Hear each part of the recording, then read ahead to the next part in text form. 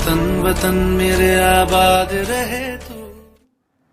जय हिंद बच्चों, कैसे हो आप सब। स्वागत है आप सभी का हमारे और आपके इस प्यारे से यूट्यूब चैनल द संकल्प स्टडी पर। दोस्तों, आज हम सभी यहाँ पर सीखेंगे यूपी बोर्ड एग्ज़ाम के जो वेरी इंपॉर्टेंट क्वेश्चन आते हैं उनमें से किसी एक क्वेश्चन के बारे में डिस्कस करेंगे। लेकिन ये क्वेश्चन ऐसा वैसा क्वेश्चन नहीं है। आपने अभी तक कहावत में सुना होगा 2 in 1, मतलब एक काम से दो काम करना, एक काम से दो काम निकालना 2 in 1 होता है। लेकिन यहाँ पर मैं आपको बताऊंगा 4 in 1, मतलब एक क्वेश्चन से 4 क्वेश्चन करना, और उस एक क्वेश्चन की मदद से आपके 4 क्वेश्चन तैयार होंगे। और 4 क्वेश्चन में मतलब शॉर्ट टाइप क्वेश्चन भी होंगे और लॉन्ग टाइप भी क्वेश्चन बनेंगे। तो एक क्वेश्चन से 4 क्वेश्चन करने का ये आसान तरीका सीखना चाहोगे? मुझे लगता है सभी लोग सीखना चाहोगे। तो वीडियो को लास्ट तक देखना है, वीडियो को स्किप मत करना। तो आपने जैसा कि थंबनेल में देखा है कि अनुगमन वेग के आधार पर धारा ज्ञात करना, धारा का मान अनुगमन वेग के पदों पर, तथा अनुगमन वेग एवं धारा घनत्व से संबंध, तथा अनुगमन वेग का फार्मूला और अनुगमन वेग से ओम के नियम की व्युत्पत्ति वेरी इंपॉर्टेंट हो जाता है। तो ये क्वेश्चन बहुत इंपॉर्टेंट रहने वाला है, तो वीडियो को लास्ट तक जरूर देखिएगा। ये जो क्वेश्चन है आपके वैद्युत चालन चैप्टर से संबंधित है। वैद्युत चालन क्या है, सबसे पहले इससे बताते हैं। बिल्कुल बेसिक से आपको बताऊंगा, परेशान होने की बिल्कुल ज़रूरत नहीं। जिनको अगर फिजिक्स अभी थोड़ा सा कम समझ में आती है तो चैनल पे कई सारे वीडियोस पड़े हुए हैं, चैनल की प्लेलिस्ट पे आप जा करके वहाँ पर वीडियोस को देख सकते हैं, आपके काफ़ी सारे डाउट क्लियर हो जाएंगे। देखो, वैद्युत चालन क्या होता है। वैद्युत चालन नाम से पता है, वैद्युत चालन, वैद्युत चल रहा है ना, वैद्युत चल रहा है, फ्लो हो रहा है। तो वैद्युत चालन में हम पढ़ते हैं आवेश क्या करता है, गति करने लगता है। जब हम इलेक्ट्रिसिटी की शुरुआत करते हैं तो सबसे पहली यूनिट जो हमारी होती है वो होती है स्थिर वैद्युत की, मतलब वहां पर आवेश स्थिर होता है। सारे वैद्युत क्षेत्र की तीव्रता, वैद्युत आवेशों के मध्य लगने वाला फोर्स, मतलब जो कूलाम बल सबको पता है, जो वैद्युत फोर्स जनरेट होता है, जो कार्य करता है, और वैद्युत द्विध्रुव के आघूर्ण निरक्षी अच्छी स्थिति में उनकी तीव्रता, सब कुछ आपको पता है। और नहीं पता है तो चैनल के प्लेलिस्ट पर जाकर वीडियो देखिए ना, पता हो जाएगा। तो यहाँ पर आप पढ़ते हो वैद्युत गतिकी, यहाँ पर आपका जो आवेश है वो चलने लगता है, और वहाँ पर आवेश एक जगह पर स्थिर रह करके सारी हम डेरिवेशन, सारे कॉन्सेप्ट हम वहाँ पर सीखते हैं। यहाँ पर वैद्युत के जो होता है, आवेश जो होता है वो चलने लगता है। कैसे चलता है वो भी जानते हैं। देखो, आपको पता है कोई भी धातु हो, जो धातुएं होती हैं उनमें जो मुक्त इलेक्ट्रॉन उपस्थित होते हैं, वो स्वतंत्र रूप से यादृच्छिक गति करते, इधर उधर गति करते, स्वतंत्र रूप से यादृच्छिक गति करते। मतलब कोई ये धातु है, ये मैं मान लिया ये कोई धातु है, धातु का कोई भी पार्टिकल है, कोई टुकड़ा है, और इस पे जो एक ये मान लिए ये मुक्त इलेक्ट्रॉन है, इधर भी मुक्त इलेक्ट्रॉन है, इधर भी मुक्त इलेक्ट्रॉन है, कई सारे मुक्त इलेक्ट्रॉन है, ये इधर उधर यादृच्छिक गति करते हैं। इधर गए धड़ाम, इधर लड़े धड़ाम, इधर लड़े धड़ूम, इधर लड़े धड़ूम, धड़ूम धड़ाम धड़ूम, ऐसे लड़ते रहते हैं। ये एक दूसरे को ऊर्जा देते रहते हैं, लेते रहते हैं, इनकी ये गति चला करती। लाइट चली गई, लेकिन वीडियो बनाना बंद नहीं करेंगे, परेशान ना हो। तो यहाँ पर क्या होता है, यादृच्छिक गति करते हैं इलेक्ट्रॉन यादृच्छिक गति करते हैं, और मुक्त इलेक्ट्रॉनों की इस गति को यादृच्छिक गति ही बोला जाता है। ठीक। और मुक्त इलेक्ट्रॉनों के किन्हीं दो टक्करों के बीच औसत पथ को, किन्हीं दो टक्करों के बीच का जो पथ होता है उसे माध्य मुक्त पथ कहा जाता है, और किन्हीं दो टक्करों के बीच लगे समयांतराल को श्रांति काल कहा जाता है। और जो माध्य मुक्त पथ होता है उसे लैम्डा से रिप्रेजेंट करते हैं, और जो श्रांति काल होता है, जो समय लगता है टक्करों के बीच में, किन्हीं दो टक्करों के बीच औसत समय अंतराल को श्रांति काल कहा जाता है। नाम सुन लीजिएगा, श्रांति काल, इसे टाउ से रिप्रेजेंट करते हैं, और जो माध्य मुक्त पथ होता है इसे लैम्डा से रिप्रेजेंट करते हैं। समझ में आ रहा है ना, समझ में आ रहा है? ठीक है। अब यहां पर क्या होता है, ये क्या है, अभी मैंने बताया कि माध्य मुक्त पथ, ये धातु है, धातु में मुक्त इलेक्ट्रॉन उपस्थित होते हैं, और ये अनियमित गति करते हैं, अनियमित उसी धातु पर ही गति किया करते हैं। और इनकी इस गति को यादृच्छिक गति कहा जाता है। अब यहां पर आवेश जो होता है इस प्रकार गति कर रहा है, किसमें? धातुओं में इस प्रकार गति कर रहा है। लेकिन हम यहां पर पढ़ने वाले हैं क्या? थंबनेल में आपने देखा है अनुगमन वेग पढ़ने वाले। क्या पढ़ने वाले हैं? अनुगमन वेग। अनुगमन वेग हम यहां पर क्या सीखने वाले हैं? अनुगमन वेग। पहला पॉइंट ये है आपका, अनुगमन वेग सीखना है आपको। दूसरा पॉइंट आपको सीखना है अनुगमन वेग तथा वैद्युत धारा के बीच संबंध। अनुगमन वेग तथा वैद्युत धारा के बीच संबंध।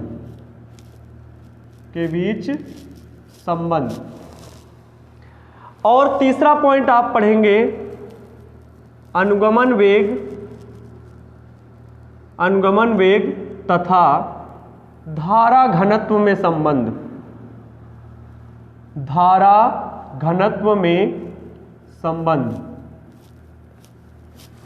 और 4 टाइप जो वेरी मोस्ट इंपॉर्टेंट है, जिसके लिए हम आपके लिए ये वीडियो बना रहे हैं। ओम के नियम का सत्यापन अनुगमन वेग के आधार पर। तो अनुगमन वेग से ओम के नियम का सत्यापन। अनुगमन वेग से ओम के नियम का सत्यापन। ओम के नियम का सत्यापन। अनुगमन वेग से ओम के नियम का सत्यापन। ओम्स लॉ सबको पता है, हाई स्कूल में पढ़े हो, अभी तक पढ़ते ही चले आ रहे हो। और नहीं पता है तो फिर फिजिक्स पढ़ना ही छोड़ दो। इतने इंटरेस्टिंग सब्जेक्ट को अगर आप मन से नहीं पढ़ रहे हो ना तो छोड़ दो पढ़ना, फिर कोई मतलब नहीं। यहां पर आप ये 4 पॉइंट सीखने वाले हो। एक तो अनुगमन वेग, दूसरा पॉइंट अनुगमन वेग तथा वैद्युत धारा के बीच संबंध, और तीसरा पॉइंट अनुगमन वेग तथा धारा घनत्व में संबंध, और चौथा पॉइंट अनुगमन वेग से ओम के नियम का सत्यापन। 4 पॉइंट। आपने सुना होगा 2 in 1, मतलब एक काम से 2 काम करना। यहां पर आप करोगे 4 in 1, एक क्वेश्चन से 4 क्वेश्चन को करना। तो कितना आसान है ना। तो यहां पर एक ही आपको फार्मूला अभी डिस्क्राइब करना बताऊंगा, और उस एक फार्मूले से फिर आप जो बेहद आगे एक पढ़ोगे वैद्युत धारा में संबंध, धारा घनत्व में संबंध और ओम के नियम का सत्यापन। ये बिल्कुल आसान है। बस एक चीज को आपको अच्छे से समझ लेना कि अनुगमन वेग है क्या। तो धातुओं में हमने क्या बताया? कोई भी धातु घरों में आप देख लेते हैं, लोहा, चांदी, सोना, कॉपर, एल्युमिनियम, तांबा, ये सभी क्या है? धातुएं हैं। और धातुओं में मुक्त इलेक्ट्रॉन उपस्थित होते हैं। धातुओं में मुक्त इलेक्ट्रॉन उपस्थित होते हैं। कुछ चालक होती है धातुएं, कुछ अचालक होती है। अब अचालक धातुओं में मुक्त इलेक्ट्रॉनों की संख्या बहुत कम होती है, बहुत कम होती है, मतलब वो वैद्युत का प्रवाह नहीं कर पाती। लेकिन कुछ धातुएं वैद्युत की सुचालक होती है, जिनमें वैद्युत चालन सुगमता पूर्वक हो जाता है, तो उन्हें क्या कहा जाता है? चालक धातुएं कहा जाता है। और कुछ होते हैं, कुछ होता है मतलब अर्धचालक, कुछ चालन होता है। अर्धचालक के बारे में आप लास्ट चैप्टर पढ़ोगे इसी क्लास 12 में, लास्ट में अर्धचालक युक्तियां, जिन पे आप पीएन संधि डायोड और पीएनपी ट्रांजिस्टर, एनपीएन ट्रांजिस्टर सब कुछ सीखोगे। अभी मैं आपको यहां पर बताने वाला हूं अनुगमन वेग। वेरी मोस्ट इंपॉर्टेंट क्वेश्चन है, मैं फिर से कह रहा हूं, वेरी मोस्ट इंपॉर्टेंट क्वेश्चन। इसके आधार पर आप न्यूमेरिकल भी देखोगे, और ये question short type, long type question पे बिल्कुल देखने को मिलेगा। 5 नंबर कहीं नहीं गए। एक वीडियो से सिर्फ 5 नंबर अगर मिल रहे हैं तो मुझे लगता है और सारे वीडियो बेकार हो जाएंगे इसके आगे। तो वीडियो को अगर पसंद आ रहा हो तो वीडियो को शेयर भी कर दीजिएगा, ताकि आपके और दोस्त भी इससे लाभान्वित हो सके। तो चलिए इसको आपको बताते हैं अनुगमन वेग। अनुगमन वेग है क्या? ये सारे पॉइंट्स आप नोट कर लीजिएगा कि इस वीडियो से आप ये 4 पॉइंट सीखने वाले। चलिए अनुगमन वेग आपको बताते हैं क्या होता है अनुगमन वेग। तो देखो, ये कोई चालक है,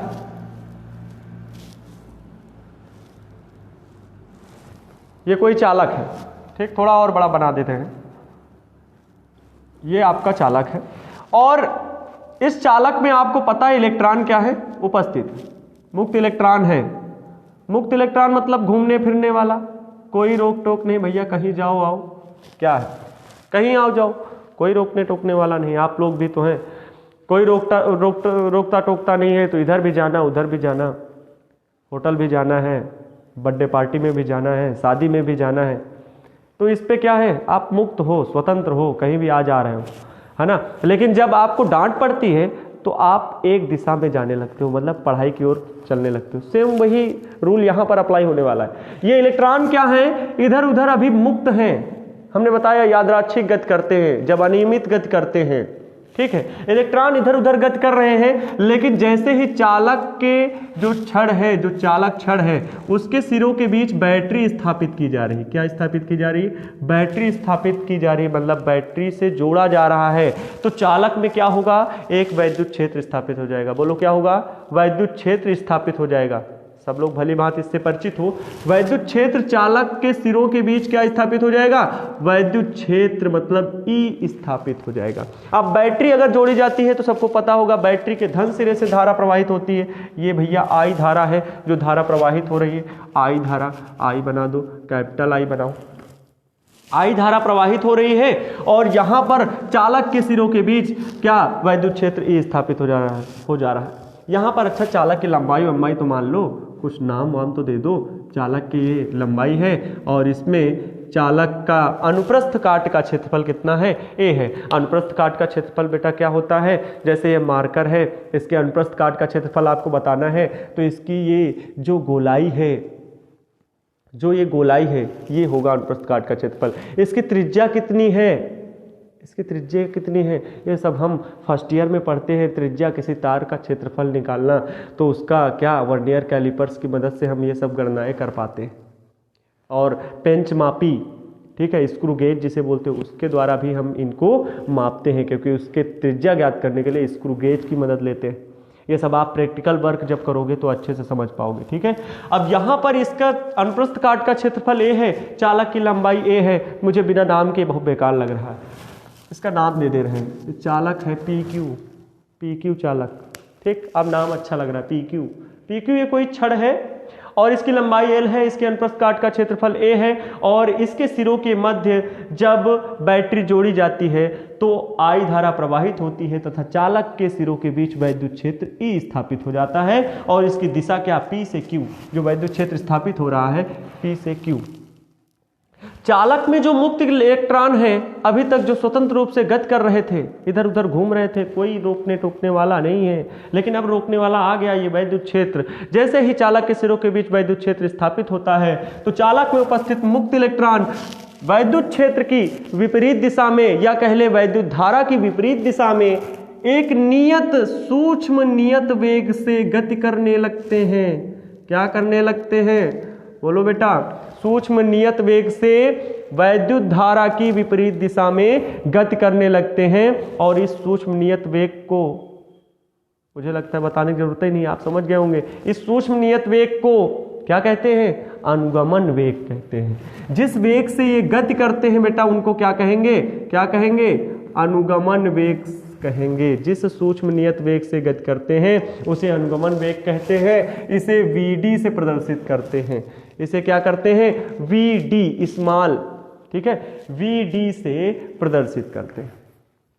समझ में आ गया होगा। अब अभी तो हमने सिर्फ इसका स्ट्रक्चर बनाया है, सिर्फ क्या बनाया है, स्ट्रक्चर बनाया है। अभी तो इसका डेरिवेशन बाकी है और डेरिवेशन भी इतना आसान है, चुटकियों में याद हो जाएगा। देखोगे, इसके अलावा कोई वीडियो देखने की जरूरत नहीं, कोई किताब देखने की जरूरत नहीं, भारी भरकम नोट्स पढ़ने की जरूरत नहीं है। सिर्फ आपको ये वीडियो चेक कर लेना है। पूरा वैद्युत चालन चैप्टर आपका मान लीजिए हो गया। वैद्युत चालन चैप्टर एक वीडियो में समाप्त हो गया। हमने यादृच्छिक गति आपको बता दी, श्रांतिकाल आपको बता दिया, माध्य मुक्त पथ आपको बता दिया है। आपको बस अब ये सीखना है अनुगमन वेग है क्या। हमने बताया कि माना किसी चालक, अब इसकी लैंग्वेज लिखनी है तो लैंग्वेज लिख लीजिए। माना किसी चालक की लंबाई l है, चालक के अनुप्रस्थ काट का क्षेत्रफल a है। जब चालक के सिरों के बीच बैटरी को जोड़ा जाता है तो चालक में वैद्युत क्षेत्र E स्थापित हो जाता है और चालक में उपस्थित मुक्त इलेक्ट्रॉन एक सूक्ष्म नियत वेग से वैद्युत धारा की प्रवाह की विपरीत दिशा में गति करने लगते हैं। इस वेग को अनुगमन वेग कहते हैं, ठीक है, अनुगमन वेग कहते हैं। इसे Vd से प्रदर्शित करते हैं, इसे Vd से प्रदर्शित करते हैं। आपको लैंग्वेज समझ में आ गई होगी, ठीक है। अब अनुगमन वेग, ये सिस्टम पूरा आपको समझ में आ रहा होगा। ये चालक इलेक्ट्रॉन है, इलेक्ट्रॉन मतलब इसका चार्ज क्या होगा, ई। आपको पता है ई बराबर कितना होता है, 1.6 गुणे 10 की घात -19 कूलाम, इतना चार्ज होता है इलेक्ट्रॉन पर। स्मॉल ई लिख दिया। और बैटरी का वोल्टेज जो है V है, कैपिटल V। आइए अब शुरुआत करते हैं, इसके कॉन्सेप्ट को समझते हैं। अब आपको पता है जब विद्युत क्षेत्र स्थापित हो गया है, विद्युत क्षेत्र स्थापित हो गया है, तो जिस वेग से ये गति कर रहे हैं, तो वेग ऐसे गति थोड़ी करने लगे। आपको पता है न्यूटन्स लॉ ना, न्यूटन्स लॉ ऑफ मोशन, जड़त्व का नियम पता है, क्या है जड़त्व का नियम, कि कोई वस्तु तब तक विराम में रहेगी जब तक उस पर कोई बाह्य बल न लगाया जाए। कोई वस्तु तब तक गति की अवस्था में रहेगी जब तक कि उस पर कोई बाह्य बल न लगाया जाए। हमारी अर्थ तो लगातार घूम रही है, हमारी अर्थ लगातार घूम रही है, सूर्य लगातार अपनी जगह पर स्थिर है, लेकिन ऐसा नहीं है। अभी करंट की रिसर्च में पता चला है कि सूर्य भी चक्कर लगाता है, और हमारा सोलर सिस्टम जो है टोटली अपने द्रव्यमान केंद्र के चक्कर लगाता है। अर्थात हमारी पृथ्वी तो सूर्य के चक्कर लगाती है, लेकिन सूर्य भी चक्कर लगाता है। और सूर्य आपको पता है कि हमारे सौर मंडल का 99.8% भाग हमारे सूर्य के पास मास है, हमारे पूरे सौर मंडल का। और ये होने के कारण उसका जो पूरे सौरमंडल का हमारा जो सेंटर ऑफ मास है वो सूर्य के नज़दीक पाया जाता है। और इस वजह से सूर्य क्या होता है, सूर्य भी चक्कर लगाता है। अभी तक माना जाता था सूर्य स्थिर है, बल्कि ऐसा नहीं है। सौरमंडल हमारा पूरा अपने द्रव्यमान केंद्र के चारों ओर चक्कर लगाता है। असली कॉन्सेप्ट ये है। इसीलिए कहा जाता है कि विज्ञान अपडेटेड होता है। अपडेटेड मतलब विज्ञान में अपडेट होता रहता है। पुरानी प्रथाओं को लेकर के चल नहीं सकते हम। विज्ञान क्या करता है, खोज करता है। और हम विज्ञान से जुड़े हैं, हम साइंस से जुड़े हैं, और फिजिक्स जैसा सब्जेक्ट पढ़ रहे हैं, तो फिर खोज को तो देखना थोड़ा बहुत ज़रूरी है ना। तो नए नए रिसर्च जो हो रहे हैं उनसे ज़रा टच में रहा करिए, और टच में रहेंगे तो आपको फिजिक्स बहुत आसान लगेगी और फिजिक्स के प्रति आपका इंटरेस्ट जगेगा। तो आइए समझते हैं। वहाँ हम पहुँच गए थे दूसरी दुनिया में। न्यूटन्स लॉ ऑफ मोशन में क्या बताया गया कि जो इलेक्ट्रॉन, कहाँ ध्यान भटक गया, जो कोई भी वस्तु होती है, जब तक हम उस पर कोई बल, बाह्य बल आरोपित नहीं करते हैं, तब तक ना तो वो गति की अवस्था में आ सकती है, और अगर गति कर रही है तो विराम की अवस्था में नहीं आ पाएगी। यही है जड़त्व का नियम। अब यहाँ पर भी वही है, इलेक्ट्रॉन में कोई ना कोई फोर्स लगा है ना, तभी तो ये एक दिशा में गति करने लगे। तो जिस फोर्स, जो यहाँ पर फोर्स कार्य कर रहा है, वो कौन सा है भाई? इलेक्ट्रिसिटी पढ़ रहे हो ना, तो इलेक्ट्रिसिटी वाला ही तो बल लगेगा। F इज इक्वल टू क्या होगा? F इज इक्वल टू, आपको पता है वैद्युत क्षेत्र। वैद्युत क्षेत्र क्या होगा?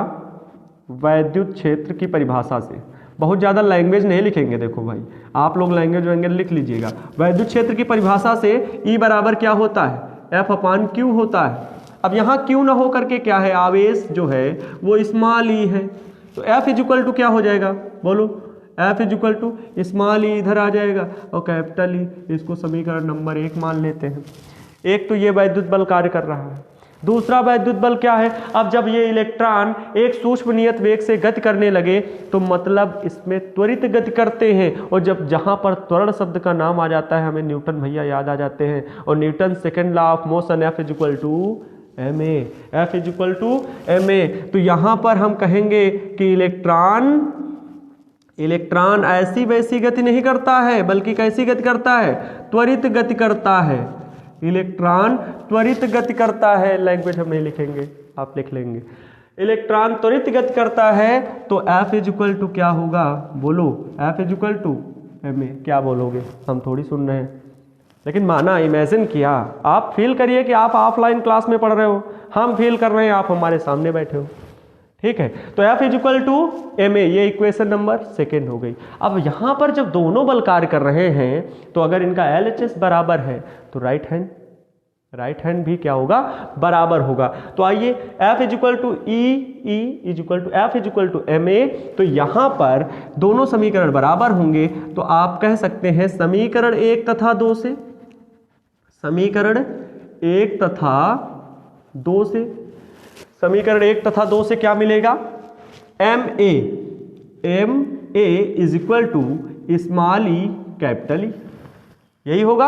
अब यहां से a अगर हम निकालें तो small a is equal to E capital E E capital E upon में स्मॉल एम। देखो राइटिंग माशाल्लाह है, हालांकि कुछ बहुत ठीक है, इतनी तारीफ हम अपनी कर सकते हैं, थोड़ी बहुत ठीक है और थोड़ी बहुत नहीं ठीक है तो एडजस्ट कीजिएगा, बस समझिएगा। A is equal to small E capital E upon में स्मॉल एम, और ये त्वरण है। त्वरण क्या होता है? वेग परिवर्तन की दर। वेग परिवर्तन की दर मतलब डी वी अपान में D T, D V upon में D T is equal to small E capital E upon में एम। अब डी टी हमसे रहा नहीं जा रहा, ये इधर नहीं रहेंगे इनके साथ, हम इनको भेज देंगे इधर, बिल्कुल इज्जत के साथ, इज्जत के साथ इनको उधर पहुंचा दीजिए। D V is equal to small E capital E upon में स्मॉल एम इंटू का क्या हो जाएगा? डी टी हो जाएगा। दिख रहा है ना सबको? D V is equal to small E capital E upon में small M D T. M क्या है? इलेक्ट्रॉन का द्रव्यमान है। ई क्या है? इलेक्ट्रॉन का चार्ज है। कैपिटल ई क्या है? चालक में जो वैद्युत क्षेत्र स्थापित किया गया है। डी टी क्या है? लगने वाला समय होगा। और डी वी क्या है? वेग है। अब यहां पर वेग, लेकिन किस वेग की हम बात कर रहे हैं? चलिए यहां से इसको आगे करते हैं, आगे इसमें सीखते हैं। क्या करेंगे? dv, तो हम दोनों पक्षों का समाकलन करेंगे, दोनों पक्षों का समाकलन। समाकलन और अवकलन की बात आ गई तो कोई डरे तो नहीं हो। अगर समाकलन और अवकलन जो बायो वाले स्टूडेंट्स हैं उनको कम समझ में आता है कि समाकलन क्या है, अवकलन क्या है, अगर नहीं समझ में आता है तो मैंने वीडियो बना रखी है फिजिक्स वाली मैथ बाई आनंद सर, आप उस पर सर्च कराएंगे यूट्यूब पे, आपको वीडियो मिल जाएगा। मेरी फ़ोटो देख लेना, ठीक ठाक लगी होगी फ़ोटो उस पर थंबनेल पे, वो वीडियो आप जाके देख लेना, आपको समाकलन और अवकलन सीख जाएंगे जो बायो स्टूडेंट है, क्योंकि उनको कम पता होता है। और मैथ वाले स्टूडेंट क्या पूछना उनका, उनके तो जलवे हैं फिजिक्स को समझने के लिए, तो उनको सब कुछ पता होता है कैसे समाकलन होता है, उनको बताने की ज़रूरत नहीं है ना। आप लोग समझदार हो, इतना समझदार हम मानते हैं। यहाँ पर D V is equal to small E capital E upon में एम इंटू डी टी। अब इसके बाद यहाँ पर हम समाकलन करेंगे, दोनों पक्षों का समाकलन करने पर, दोनों पक्षों का समाकलन करने पर, बहुत ज़्यादा लैंग्वेज नहीं लिखूंगा, फिर से बोल रहा हूँ, दोनों पक्षों का समाकलन करने पर, समाकलन कर दीजिए इधर, समाकलन D V is equal to समाकलन small E capital E upon में small M into D T. अब एक होता है निश्चित समाकलन, क्योंकि हम जो वेग बढ़ा रहे हैं एक सूक्ष्म नियत वेग बढ़ा रहे हैं, एक सूक्ष्म नियत वेग तक, मतलब यहां पर जो पहले वेग 0 था, अब वेग हम कर रहे हैं वी डी, स्मॉल में सफिक्स में एकदम छोटा सा इत्तू सा डी लिखना है, बहुत बड़ा नहीं लिखना है, वी डी। समझ रहे हैं? दिख रहा है ना सबको? वी डी, ये इस नियत वेग, सूक्ष्म नियत वेग वी डी तक बढ़ा रहे हैं, तो ये होता है लोअर लिमिट, ये होती है अपर लिमिट। इधर ये समय भी वही चीज है, जो यादृच्छिक समय, जो ऐसे नियत समय नहीं था, जो उनका अब औसत समय हो गया है, वो हम समय कर रहे हैं 0 से समय क्या ले रहे हैं? टाउ। टाउ मतलब श्रांति काल। तो ये दोनों पक्षों का समाकलन करेंगे। समाकलन में एक बात ध्यान दी जाती है कि यहाँ पर v के सापेक्ष कर रहे हैं, यहाँ पर कुछ भी ना हो तो वही आता है जिसके सापेक्ष हम करते हैं समाकलन।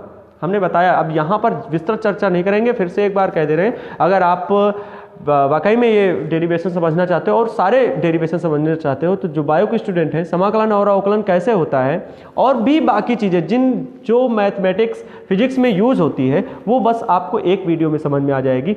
सारे कॉन्सेप्ट उसमें बताए गए, फिजिक्स वाली मैथ, आप वीडियो देख लीजिएगा, समझ में आ जाएगा।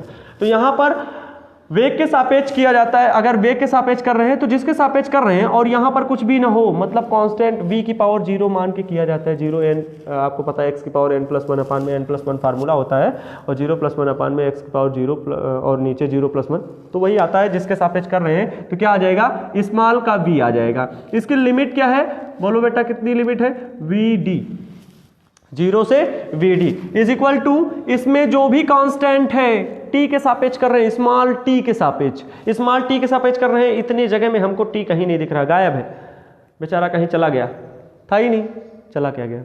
अब यहाँ पे है नहीं, तो क्या कर लो? केवल कांस्टेंट वैल्यू को बाहर निकाल लो, small E capital E upon में m, और समाकलन केवल किसका करोगे? dt, समाकलन dt और टाउ इंटू 0 लिमिट। अच्छा, एक स्टेप हम यहाँ से स्टार्ट कर दें, क्योंकि इधर वाला साथ साथ चल रहा है, तो इसको भी साथ साथ चलने दीजिए। साथ जिएंगे साथ मरेंगे, सारे स्टेप साथ चलेंगे, है ना। तो यहाँ पे हम डायरेक्ट कर रहे हैं, थोड़ा सा एक स्टेप को समझिएगा। यहाँ पर ये constant small E capital E upon में स्मॉल एम, और यहाँ पर जब समाकलन होगा ये वैल्यू बाहर आ गई, इसको मैं अच्छा देखो यहाँ पर लिख दे रहा हूँ, small E capital E upon में स्मॉल एम समाकलन 0 से टाउ डी टी। अब यहाँ पर टी के सापेक्ष कर रहे हैं, स्मॉल टी के सापेक्ष, तो यहाँ पर कुछ भी नहीं तो वही आएगा जिसके सापेक्ष कर रहे थे। तो यहाँ पर कितना आ जाएगा टी डी टी, जिसके साथ में डी लिखा हुआ है उसी के सापेक्ष बोला जाता है। यहाँ पर v के सापेक्ष समाकलन, यहाँ टी के सापेक्ष समाकलन बोला जाएगा। तो यहाँ पर और लिमिट क्या 0 से टाउ। चलिए जल्दी से कर देते हैं। इधर तो आपको पता है क्या किया जाता है जब अपर लिमिट लोअर लिमिट होती है, तो upper limit minus lower limit, upper limit minus lower limit. तो अपर लिमिट रखिए V D minus lower limit 0, lower limit 0 is equal to यहाँ पर small E capital E upon में small M, और into का अपर लिमिट टाउ है, tau minus T की जगह पर लोअर लिमिट मतलब 0, टी माइनस टाउ माइनस 0। अब देखते हैं फार्मूला आपका क्या प्राप्त हुआ, यहाँ पर दिख रहा है ना, ठीक है। तो V D is equal to मिलेगा small E capital E upon में एम, और इनटू का क्या मिला टाउ, टाउ मिला टाउ। क्या हो गया ये अनुगमन वेग का फार्मूला। कितनी जल्दी कर दिया है, आसान लगा?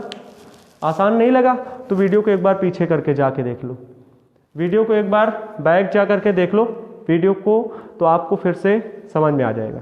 ठीक है, अब यहाँ पर ये अनुगमन वेग का भी फार्मूला प्राप्त हुआ है।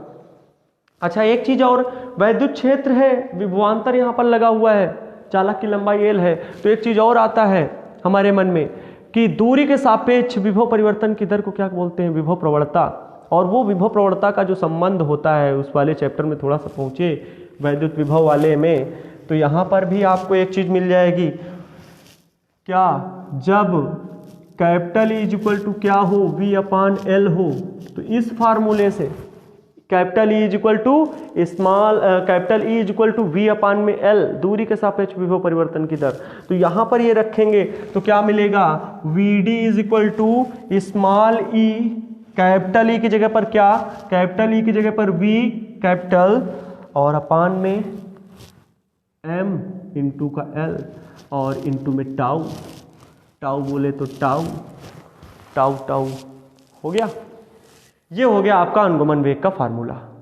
ठीक है, मुझे लगता है यहां तक आपको समझने में कोई दिक्कत नहीं हुई होगी। ये सारा डेरिवेशन आपका अनुगमन वेग का था, बहुत ही आसान है, ज़्यादा कुछ समझने की जरूरत नहीं है। बस इतना आपको ये फिगर ड्रा याद रखना है, बिल्कुल एक कहानी की तरह याद करो भैया। ये किताबें और ये नोट्स पढ़ना बंद कर दोगे, कहानी की तरह एक बार पढ़ लो कि कहानी शुरुआत कहाँ से थी। अगर आपको शुरुआत पता चलेगी ना तो अंत जरूर पता चल जाएगा, और जब आपको शुरुआत ही नहीं पता तो आप चाहे जब तक पढ़ते रहिए, ये तो फिर पढ़ना है, स्टडी है, अंत कुछ भी नहीं है ना। और प्रारंभ है, प्रारंभ अगर आप सीख गए तो अंत तो मिलेगा कहीं ना कहीं, नहीं अंत मिलेगा तो पढ़ते रहिए, जब तक जीवन है तब तक पढ़ते रहेंगे, है ना। तो यहाँ पर आपको ये अनुगमन वेग का डेरिवेशन मुझे लगता है बिल्कुल समझ में आ गया होगा। ठीक है, समझ में आ गया है? अगर समझ में आ गया है तो वीडियो को लाइक कर दीजिए और शेयर कर दीजिए, क्योंकि अभी आगे और कुछ सीखने वाले हैं। क्या सीखने वाले हैं? अनुगमन वेग के आधार पर धारा का संबंध, अनुगमन वेग से वैद्युत धारा का संबंध, अनुगमन वेग से धारा घनत्व का संबंध, और अनुगमन वेग से ओम के नियम की व्युत्पत्ति। अब सब कुछ आसान हो जाएगा, अब सब कुछ आसान हो जाएगा, कुछ भी नहीं बचा यहां से, अब सब कुछ आसान हो जाएगा। चलिए आगे समझाते हैं। देखो इरेज कर दें क्या? आप लोग स्क्रीनशॉट लेना चाहो ले लो, स्क्रीनशॉट मिल गया, स्क्रीनशॉट। हमारी भी साथ में फोटो लेना चाहते हो तो फोटो ले लो। क्या करोगे फोटो वोटो लेके? सर जी पढ़ा रहे हैं, हमारा काम है पढ़ाना समझाना, लेकिन एक बोझ की तरह नहीं पढ़ा पाते हम। ऑफलाइन स्टूडेंट्स भी जो जुड़े हुए हैं ना, उनको भी मैं यही एडवाइस करता हूँ कि बोझ की तरह ना पढ़ो, थोड़ा मौज मस्ती के साथ पढ़ो। मौज मस्ती का मतलब क्या है? मौज मस्ती का मतलब ये थोड़ी है कि हम कह रहे हैं कि खेलो कूदो। हाँ, खेलोगे कूदोगे तो होगे खराब, पढ़ोगे लिखोगे तो बनोगे नवाब। पढ़ लिख के जो पढ़ना लिखना है उसमें ऐसा तरीका खोजो जो आसान हो, जो आपके मस्तिष्क में चढ़े। हम लोग इंडियंस हैं, तो इंडियंस में क्या होता है, चीज़ों को बहुत सूक्ष्म तरीके से सोच सकते हैं, शॉर्टकट रास्ता बना सकते हैं। तो वो खूबी का अपने अंदर छिपे हुनर को समझो ना, उसके द्वारा समझो सभी चीज़ों को। अब देखो यहाँ पर अनुगमन वेग का आपको फार्मूला पता है, हम अब पता करने वाले हैं अनुगमन वेग से वैद्युत धारा का संबंध। यहाँ से आपका दूसरा पॉइंट शुरू होता है। दूसरा पॉइंट मतलब दूसरा क्वेश्चन, अनुगमन वेग तथा वैद्युत धारा में संबंध, वैद्युत धारा में संबंध, अनुगमन वेग का वैद्युत धारा में संबंध। अनुगमन वेग Vd सॉरी गले में हिचकिच। अनुगमन वेग Vd और वैद्युत धारा जो प्रवाहित हो रही है, जो बैटरी स्थापित की गई उसकी वजह से। तो I और Vd में संबंध बताना है। तो हमने मान लिया आपको चित्र यही बना के रखना है। अगर पूरा क्वेश्चन आता है, आप अब इतनी समझ होनी चाहिए कि आप एग्जाम को कैसे फेस कर रहे हो। 3 नंबर का क्वेश्चन है, कितने पेज लिखने हैं, कैसे स्टार्टिंग करनी, ये आपको तरीका पता होना चाहिए। और नहीं पता है तो अपने टीचर की हेल्प कीजिए, और नहीं तो कमेंट बॉक्स में कमेंट करिए, हम तो हैं ही, फिर आपको बताएंगे। पूरे यूपी बोर्ड के एग्ज़ाम के पहले वैसे बताएंगे कि आपको कमेंट करने की ज़रूरत नहीं है। यूपी बोर्ड एग्ज़ाम के पहले समय मिलता नहीं है, लेकिन निकालूंगा, और आपको पूरे यूपी बोर्ड एग्ज़ाम की कैसे तैयारी करनी है, कैसे जो एग्ज़ाम डेट आ गई उसके पहले क्या टाइम टेबल बनाएं कि आपको जो आपका गोल है, जो आपने सेट किया है परसेंटेज, उसको पाने में आसानी, उसको आसानी से आप प्राप्त कर लें कम समय में बेहतर तरीके से। तो वो आपको मैं वीडियो प्रोवाइड करूंगा। चलिए अभी तो बात कर रहे हैं यहाँ पर अनुगमन वेग Vd तथा वैद्युत धारा के बीच में संबंध में। तो कैसे निकालेंगे, आपको लैंग्वेज वही लिखनी है, चित्र वही बनाना है, सब कुछ वही रहने देना है। बस थोड़ी सी चीज़ें लिखनी होंगी कि अगर एकांक आयतन, इस चालक छड़ जो है इसके एकांक आयतन में मुक्त इलेक्ट्रॉनों की संख्या जो है वो स्मॉल n हो। एकांक आयतन में, आयतन मतलब समझते हैं ना, आयतन जो होता है वो कभी किसी चालक का नहीं बदलता। चालक को 2 गुना लंबाई कर दीजिए, 3 गुने लंबाई कर दीजिए, ये न्यूमेरिकल आता है क्वेश्चन, ठीक है। न्यूमेरिकल आता है कि चालक तार की लंबाई 2 गुनी बढ़ा दी जाती है, तो बताइए अब उसका प्रतिरोध क्या होगा। तो आयतन नहीं बदलेगा, क्षेत्रफल बदलेगा। चलिए वो बात की बातें हैं। मेरी ये आदत बहुत ख़राब है, हम जो बताने लगते हैं पता नहीं कहाँ से किस रास्ते में कहाँ पहुँच जाएं, आपको लेकर के कहाँ पहुँच जाए। क्योंकि ये फिजिक्स ऐसा सब्जेक्ट है, बहुत विस्तृत क्षेत्र है, जहाँ भी खोजो फिजिक्स, उठते फिजिक्स, बैठते फिजिक्स, चलते फिजिक्स, हर जगह फिजिक्स ही है। देखो यहाँ पर वैद्युत धारा आई है और चालक के एकांक आयतन में इलेक्ट्रॉनों की संख्या कितनी है, स्मॉल n है। कितनी है, स्मॉल n है, ठीक है। लैंग्वेज में आपको लिख देना है। तो अगर स्मॉल n है तो एकांक आयतन से, चालक में यहाँ से दिख रहा है ना आपको, हम नहीं दिख रहे हैं, कोई बात नहीं, आपको दिखना चाहिए। चालक में एकांक आयतन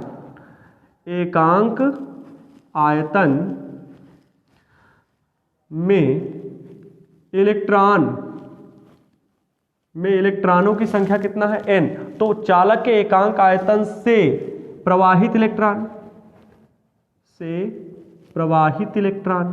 प्रवाहित मतलब जो चल रहे इलेक्ट्रॉन, वो प्रवाहित इलेक्ट्रॉन और किस वेग से चल रहे हैं, Vd वेग से चल रहे हैं। तो उसके लिए आपको लिखना पड़ेगा स्मॉल n, इतने इलेक्ट्रॉन हैं और किस वेग से चल रहे हैं, Vd वेग से, तो Vd लिख दिया, n इंटू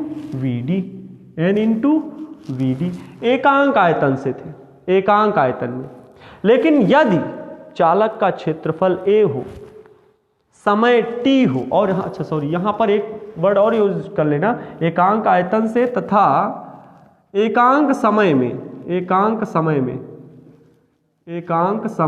गलतियां हो जाती हैं, गलतियां सबसे होती है, भगवान से भी गलतियां हुई थी। एकांक समय में प्रवाहित इलेक्ट्रॉन, एकांक समय में, तो ये है, इतने इलेक्ट्रॉन हैं। अब आगे कहा जाए कि ये चालक के ए क्षेत्रफल से, अब मैं लैंग्वेज नहीं लिखूंगा, आप लोग लिख लेना, क्या करें, मन नहीं मानता है। चालक के ए क्षेत्रफल से टी समय में, ए क्षेत्रफल तथा समय क्या है, टी समय में प्रवाहित इलेक्ट्रॉन, यहां पर इलेक्ट्रॉनों की संख्या जो मानी जा रही है वो कैपिटल N मानी जा रही है। तो बराबर कितना हो जाएगा, A क्षेत्रफल है और स्मॉल n तो था ही, A क्षेत्रफल, T समय है तो T से गुणा N VD, तो इस कैपिटल N बराबर ATNVD। अब टोटल इतने इलेक्ट्रॉन सबका मल्टीप्लाई कर देंगे, क्यों, सबका मल्टीप्लाई कर देंगे। अब यहां पर आपका क्या हो जाएगा, ये N इलेक्ट्रॉनों की संख्या कैपिटल N आ गई है। अब प्रवाहित आवेश टोटल कितना है, प्रवाहित आवेश, तो कुल आवेश आपका कितना हो जाएगा, प्रवाहित होने वाला कुल आवेश, आवेश का क्वांटीकरण Q बराबर N कैपिटल अपान में O इंटू में स्मॉल E क्या है, चार्ज है। तो यहां से Q इज इक्वल टू क्या मिलेगा, N की वैल्यू क्या है, N, मैं स्मॉल n लिख रहा हूं, फिर कैपिटल A, फिर VD और इंटू का T। अब पढ़ने में सही लग रहा है, NaVdT और इंटू का स्मॉल e, तो Q is equal to NaVdTe, ये हो गया Q इज इक्वल टू। अब प्रवाहित धारा कितनी होती है, अब धारा का मान निकालना है तो प्रवाहित धारा लिख लीजिए। अब फार्मूले में हमको तो भाई धारा प्राप्त करनी है। अब धारा के लिए हमको पता है कि धारा का सूत्र क्या होता है, तो धारा का सूत्र क्या होता है, कहाँ लिख दें, यहाँ लिख दें, दिख रहा होगा ना सबको। I बराबर क्या होता है, Q अपान में T, आवेश प्रवाह की दर को। तो क्यों ना हम पहले आवेश ज्ञात करेंगे, कितना आवेश ज्ञात निकल रहा है, बिना आवेश ज्ञात किए तो हम कुछ नहीं प्राप्त कर पाएंगे। तो इस कहानी को समझो, इस कहानी को आपको समझना पड़ेगा क्या, कि इलेक्ट्रॉन आवेश जो है वो कितना प्रवाहित हो रहा है, पहले उसकी संख्या। तो हमने ये Q निकाल लिया है। अब धारा का मान निकालने में तो दिक्कत नहीं होगी। प्रवाहित धारा I बराबर क्या होता है, कैपिटल Q अपान में T। इसको समीकरण कोई भी मान लेना, आपकी इच्छा हो तो। समीकरण इतने से, हमने नाम दे दिया इतने, समीकरण इतने से Q की वैल्यू रखो NaVd इंटू का T इंटू स्मॉल e अपान में ये T, और T से T क्या हो गए, बर्बाद हो गए। T से T कैंसिल आउट, T बेचारे अब नहीं रहे। अब बचे क्या, जो लोग बचे उनको लिख दो, क्या बचा, NaVd इंटू का E, NaVdE। यहां से Vd की वैल्यू निकाल लो, यही हो गया आपका वैद्युत धारा तथा अनुगमन वेग में संबंध। लेकिन मैं Vd बराबर निकाल ले रहा हूं, Vd बराबर I लिखा हुआ है, NaE ये इसके मल्टीप्लाई में थे Vd के, इन सभी को इज्जत के साथ इनके नीचे लिख दो, क्या हो जाएगा, NaE। यही होगा ना, देख लेना एक बार, चेक कर लेना, हमारा कोई भरोसा नहीं, गलती बहुत करते हैं हम, आनंद सर बहुत गलती करते हैं, सही सच्चाई है इसमें। हाँ, तो ये हो जाएगा आपका फार्मूला, किसका, अनुगमन वेग तथा वैद्युत धारा में संबंध। बोलो, 2 क्वेश्चन क्लियर हो गए। वीडियो को लास्ट तक देखते रहिए, बहुत कुछ सीख के जाएंगे। यहाँ से क्या हो गया, अनुगमन वेग तथा वैद्युत धारा में संबंध हो गया। ऐसा आप बुक में देखोगे ना तो बहुत लॉन्ग टर्म देखने को मिलेगा। अब यहाँ से ओम का नियम आसान, बहुत ही आसान, ओम चाचा का नियम बहुत आसान, अब कुछ नहीं बचा। अच्छा, तीसरा पॉइंट एक बच रहा है भाई, हम भूलेंगे नहीं कुछ भी, इतने भी भुलक्कड़ नहीं है कि वैद्युत धारा में संबंध तो बता दिया है, धारा घनत्व और अनुगमन वेग में संबंध, धारा घनत्व और अनुगमन वेग में संबंध। तो धारा घनत्व और अनुगमन वेग में संबंध जरा इधर सीख लेते हैं। तो आपने धारा घनत्व की परिभाषा पढ़ी होगी ना, धारा घनत्व की परिभाषा नहीं पढ़ी है ना, पढ़ लेना, ठीक है। ऑफलाइन नहीं होने बताते आपको। धारा घनत्व की परिभाषा क्या होती है, धारा घनत्व को J से रिप्रेजेंट करते हैं, J is equal to I upon में A, A क्या है, क्षेत्रफल। तो प्रति एकांक क्षेत्रफल से प्रवाहित होने वाली धारा को क्या कहते हैं, धारा घनत्व कहते हैं। लंबवत प्रवाहित होती है धारा, थोड़ा सा डिफिनीशन इसको चेक कर लेना। J is equal to I upon A, लेकिन फार्मूला याद रहेगा तो धारा परिभाषा भी बना लोगे। तो यहाँ से J is equal to I upon में A, I की वैल्यू रख दो, काहे लिए शर्मा रहे हो, I की वैल्यू रख दो, क्या हो जाएगा, J is equal to I की वैल्यू कितनी है, Vd वाली, NaVd वी डी इंटू का स्मॉल ई अपान में क्या, अपान में क्या कैपिटल ए से क्या हो जाएगा बोलो बेटा, बर्बाद हो जाएगा, बर्बाद हो जाएगा। तो बचेगा क्या, केवल j is equal to N V D E बचेगा। क्या सर क्या बता दियो, एकदम रंगबाज तरीके से बता दियो, है ना, वेरी स्मार्ट वेरी इंटेलिजेंट।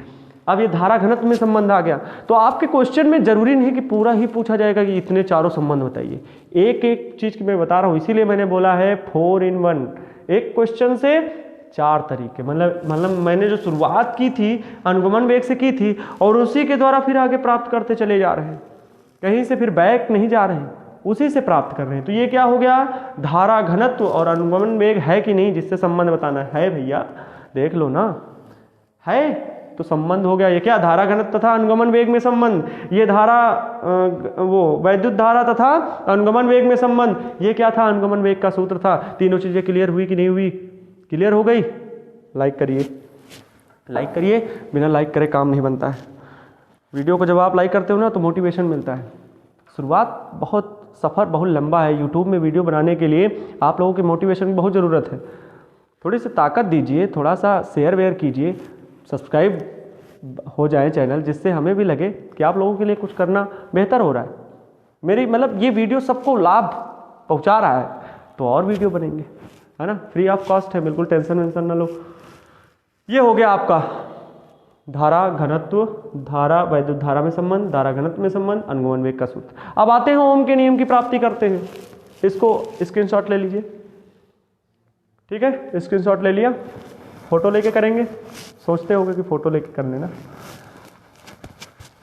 आगे देखो, आगे देखो,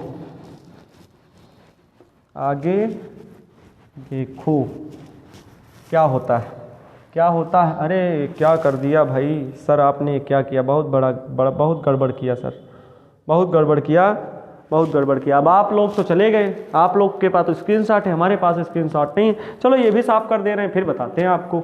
आई का मान ये था क्या, NaVdE, है ना, NaVdE, I is equal to NaVdE।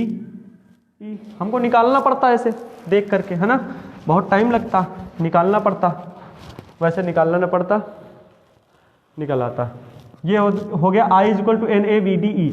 यहाँ से Vd इज इक्वल टू क्या मिलेगा बेटा, Vd is equal to I, Vd is equal to I upon में इन सबको नीचे लिख देंगे NaE। ये Vd ये क्या था, अनुगमन वेग तथा वैद्युत धारा में संबंध था ना, अनुगमन वेग तथा वैद्युत धारा में संबंध। और ये क्या है, अनुगमन वेग का फार्मूला है। जरा देखो, इनको देखने से क्या लग रहा है, बोलो, देखने से क्या लग रहा है, बोलो बाबू, क्या लग रहा है देखने से। Vd इज इक्वल टू ये, Vd इज इक्वल टू ये, LHS बराबर हैं। जब हमारे LHS बराबर हों तो RHS अपने आप बराबर हो जाते हैं, हमारा रूल कहता है, ये हमारा क्या कहता है, रूल कहता है। LHS बराबर हो तो RHS बराबर हैं। तो हम क्या प्राप्त कर रहे हैं बेटा, ओम के नियम की प्राप्ति कर रहे हैं। ओम के नियम का सत्यापन किसके द्वारा, ओम के नियम का सत्यापन अनुगमन वेग के आधार पर। अब अनुगमन वेग के आधार पर ओम के नियम का सत्यापन, इतनी लंबी लैंग्वेज हम नहीं लिखने वाले। तो ओम के नियम का सत्यापन हमने वही तो डेरिवेशन किया है ना, अनुगमन वेग और फिर धारा में जो संबंध बताया था वो दोनों समीकरण उठा लीजिए और यहाँ पर दोनों के LHS बराबर हैं, RHS बराबर कर दीजिए। तो LHS हम लिख रहे हैं, ठीक है, LHS लिख रहे हैं। ये LHS आपका ये मैं लिख रहा हूँ E कैपिटल V अपान में ML इंटू में टाउ, इंटू में क्या, टाउ इज इक्वल टू ये I अपान में NaE। जरा हम ओम के नियम में पहुंचे। ओम का नियम क्या है, ओम्स लॉ। अरे भैया ओम्स लॉ का नियम नहीं पता है, हैं? याद बात कर लिया करो, पढ़ लिया करो। ओम का नियम क्या होता है, V अनुक्रमानुपाती I, V अनुक्रमानुपाती I, किसी चालक के सिरों के बीच का विभवांतर, उसमें प्रवाहित धारा I के अनुक्रमानुपाती होता है। ये ओम भैया ने बताया था। और जब अनुक्रमानुपाती का चिन्ह हटाएंगे तो एक नियतांक आएगा, नियतांक आता है कैपिटल R। R क्या होता है, जिसे चालक का प्रतिरोध कहते हैं, इसका मात्रक ओम होता है। ओम ओम होता है इसके चालक का प्रतिरोध जिसे बोलते हैं। इसका मात्रक क्या होता है? ओम। अब यहां से आपको क्या करना है, अब अगर R इज इक्वल टू निकाले, क्या मिलेगा? V अपान में I मिलेगा, V अपान में I। तो यहां पर V अपान में I मिलाते हैं, फिर देखते हैं, क्योंकि V भी है I भी है, R तो दिख नहीं रहा ना, और R यहां पर होगा, कैसे होगा वो देखिएगा। V इधर है तो V और I को इधर भेज दीजिए, I को इधर इज्जत के साथ लाइए, V अपान में I इज इक्वल टू सबको उधर भेज दो, V इधर है I इधर है, ठीक है। अपान में ये पहले लिख दो जो था N A E, इधर जो ऊपर वाले थे उनको भी नीचे ले आओ, E ये आ गया, टाउ ये आ गया, इंटू E इंटू टाउ, और इधर वालों को इज्जत के साथ उधर पहुंचा दीजिए M L।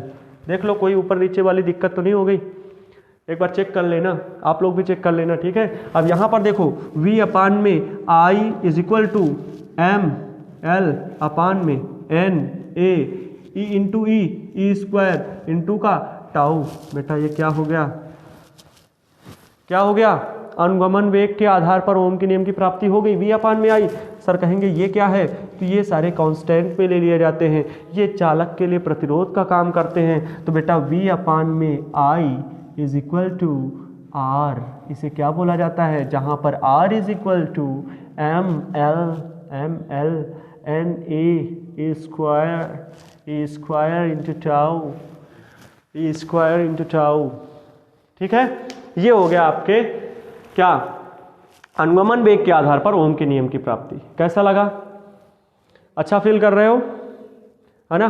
तो आपको ये पूरा क्वेश्चन समझ में आ गया होगा मुझे लगता है, और ये 4 in 1 टाइप का क्वेश्चन था, और 4 in 1 टाइप के क्वेश्चन पे आपने बहुत कुछ सीखा। 4 क्वेश्चन आपके क्लियर हो जाते हैं यहाँ से, अगर आप बेहतर तरीके से इस वीडियो को देख लेते हैं। हाँ, एक चीज़ और आपसे रिक्वेस्ट करना चाहूँगा, आप वीडियो को शेयर जरूर कीजिए ताकि और भी बच्चे इससे लाभान्वित हो सकें। हम वीडियो बनाते हैं आप सबके इसी वजह से कि आप, हालाँकि लाइव में नहीं आ पा रहा हूँ किन्हीं कारणों, ऑफलाइन कोचिंग ज़्यादा हो जाती है, तो इस वजह से बहुत दिक्कत हो जाती है कि हम समय नहीं निकाल पा रहे। फिर भी आप सबके लिए हम वीडियो लाते रहते हैं, तो वीडियो को लाइक करिएगा, वीडियो को शेयर करिएगा, और चैनल पर नए हैं तो चैनल को सब्सक्राइब कर लीजिएगा। और ये पूरा अगर वीडियो पसंद आया है तो वीडियो को लाइक करना जरूर बनता है, ठीक है। आपके एक लाइक से हमें मोटिवेशन मिलता है, ठीक है। यूट्यूब देखता है कि हाँ इस वीडियो पर इतने लाइक मिलते हैं, तो वो वीडियो को प्रमोट करता है। तो ये सारी बातें होती हैं। तो वीडियो को लास्ट तक देखा आपने, थैंक्स फॉर वॉचिंग। मिलते हैं आप सभी से नेक्स्ट लेक्चर में। जय हिंद, वंदे मातरम।